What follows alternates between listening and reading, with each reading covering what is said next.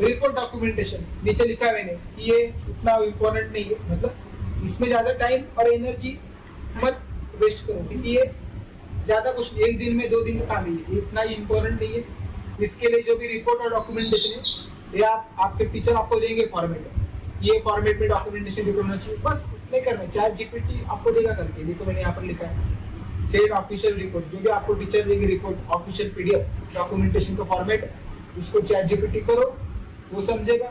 फिर उसको आपने पहले से बता के रखा है प्रॉब्लम क्या है, सोल्यूशन क्या है, कितना हुआ, कैसे बन रहा है सब, तो वो उसके हिसाब से आपको वो देगा फिर रिपोर्ट बना के, उसको फिर आप पीडीएफ में कन्वर्ट करके आप प्रिंट करो। सिंपल है, इतना कुछ इंपॉर्टेंट नहीं है। डॉक्यूमेंटेशन जो है ना उसको पता है कैसे करते हैं, और ये बहुत सारे ग्रुप ये करते हैं, ये इतना कुछ बड़ा नहीं है। ठीक है, चलो हम आगे बढ़ते हैं।